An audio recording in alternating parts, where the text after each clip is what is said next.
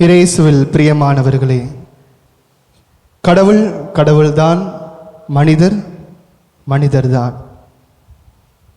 ஒவ்வொரு நாளும் இதை கடவுள் நமக்கு உணர்த்தி கொண்டே இருக்கின்றார். இன்றைய வாசகங்களின் வழியாக கூட கடவுள் உணர்த்துகின்றார், நீ மனிதன், நான் கடவுள்.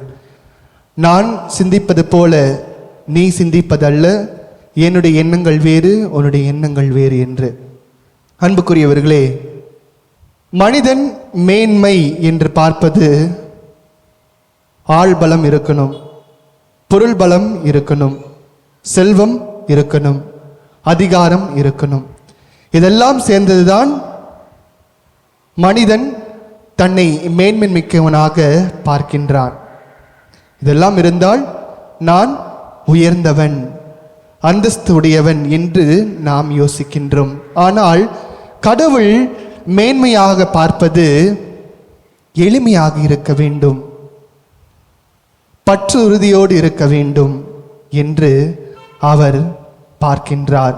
அதுவும் தாழ்ச்சி உள்ளம் உடையவராக இருக்க வேண்டும் என்று கடவுள் எண்ணுகின்றார். இதுதான் கடவுள் ஒருவரை மேன்மை மிக்கவராக பார்க்கின்றார். தாழ்ச்சி கொண்டவராக இருக்க வேண்டும், எளிமை உடையவராக இருக்க வேண்டும், பற்றுறுதி ரொம்ப முக்கியமானது, பற்றுறுதி கொண்டவராக இருக்க வேண்டும். இதற்கு மிக ஒரு சிறந்த எடுத்துக்காட்டு இன்றைய முதலாவது வாசகத்தில் நாம் பார்க்கின்றோம். யோபு எழுதிய நூலிலிருந்து நாம் வாசிக்கிட்ட இந்த வார்த்தை நமக்கு காட்டுகின்றது, யோபு எப்படிப்பட்ட ஒரு மனிதராக இருக்கின்றார். இந்த சாத்தானே கடவுளிடத்தில் சென்று யோபை சோதிக்க அனுமதி கேட்பதை நாம் பார்க்கின்றோம்.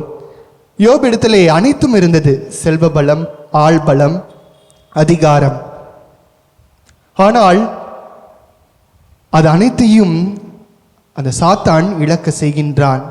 இருந்தாலும் யோபு கடவுள் மீது இருந்த அந்த பற்று உறுதியை அவர் இழக்கவில்லை. அவரிடத்தில் இருந்த அனைத்தையும் யோபு இழக்கிறார். ஆனால் அவர் தாழ்ச்சி உள்ளம் கொண்டவராக, எளிமையானவராக பார்க்கப்படுகிறார். இதோ கடவுள் எனக்கு கொடுத்தார், கடவுள் எடுத்துக்கொண்டார் என்கின்ற அந்த தாழ்ச்சி உள்ளம் யோபை சிறந்து விளங்க செய்கின்றது.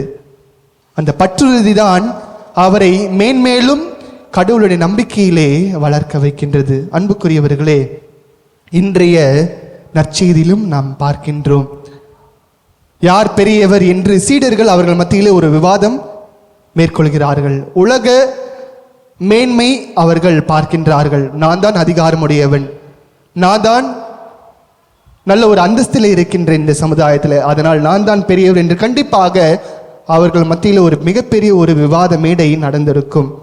ஆனால் இயேசு இதை அறிந்தவராக என்ன செய்கின்றார், ஒரு சிறு குழந்தையை எடுத்துக்கொண்டு அவர்கள் முன்னிறுத்துகின்றார். இதோ இந்த சிறு பிள்ளையை போல இருக்கின்றவர் தான் மிகப்பெரியவர், விண்ணரசல் என்று சொல்கிறார். காரணம்,